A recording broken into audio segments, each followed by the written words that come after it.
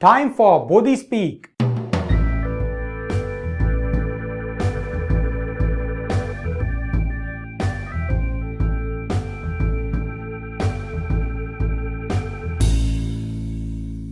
Coincidences are generally weird, but some coincidences just blow your mind. The 6 cases that you are going to hear in this video are so startling and incredible that the odds for it happening is mathematically impossible. But yet it happened. Makes you question whether these were coincidences at all, or did the universe actually will it to happen? Hear the stories and decide for yourself.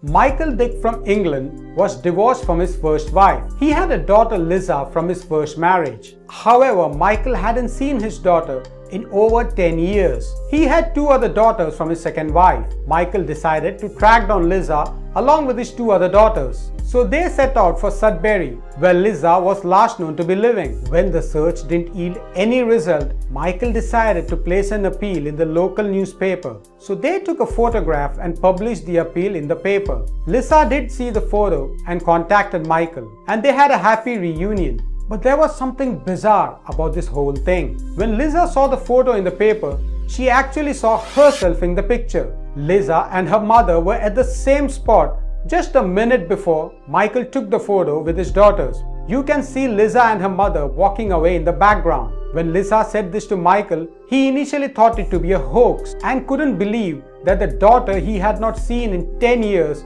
was right there in the photograph which he took to place an appeal in the paper to find her. What an incredible coincidence. Sometime in 1953, Mr. George D. Bryson checked into the Brown Hotel in Louisville, Kentucky. The room given to him was 307. Later, when he went down to the reception, he was surprised when the receptionist handed over a letter to him addressed to Mr. George D. Bryson, room number 307. Now, what is eerie about this episode is that this letter was not meant for him, but for another George D. Bryson, who was the earlier occupant of the same room number 307. Same name, same hotel, same room number. Can it get any more bizarre? Laura Buxton was a 10-year-old when she attended her grandparents' golden wedding anniversary. When she saw a helium-filled red balloon, Laura wrote her address on a label with a note, "Please return to Laura Buxton," and stuck it to the balloon and released the balloon to the sky. Laura was in Staffordshire in England. After many days, a farmer in Milton Lilburn found the balloon in his fields and gave it to his neighbor. Guess why? Because the neighbor's daughter also went by the same name, Laura Buxton, and coincidentally she too was 10 years of age at that time. But this was not the same Laura Buxton and lived about 140 miles away from the girl who released the balloon. So the Laura Buxton from Milton Lilburn wrote a letter to the Laura Buxton in Staffordshire. Eventually, their parents allowed them to meet up, and both Lauras met each other. But this is not the end of the coincidence. This is just the beginning. It gets a lot more bizarre from here. Both the girls were tall for their age and were the same height and wore pink sweaters and jeans when they first met. The hair color of both of them was brown, and they wore it in the same style. Both had the same pets, 3-year-old black Labrador and grey pet rabbits. They also had guinea pigs of the same color and even had the same orange markings on their hindquarters. Both these girls were so identical, and it was a red balloon that got both these girls together. The girls remain as friends till date, as they feel that the way they were brought together, they cannot simply dismiss it as a mere coincidence. Now, who can possibly argue with that? In 1953, a reporter by the name Irv Kupcinet traveled to London to cover the coronation of Elizabeth II. Irv was staying in the plush Savoy Hotel. Inside the drawer in his room, he found several items that had the name Harry Hannon on them. Irv had a friend by the same name. A couple of days later, Irv called up Harry and asked him if he had traveled to London and stayed at the Savoy Hotel. Harry said he had indeed stayed there, but before Irv could tell him about Harry's stuff which he had found in the room, Harry in turn told Irv that he had been to Hotel Le Meurice in Paris 2 days earlier and found a tie in the drawer of his room with the name Irv Kupcinet on it. How's that for a coincidence?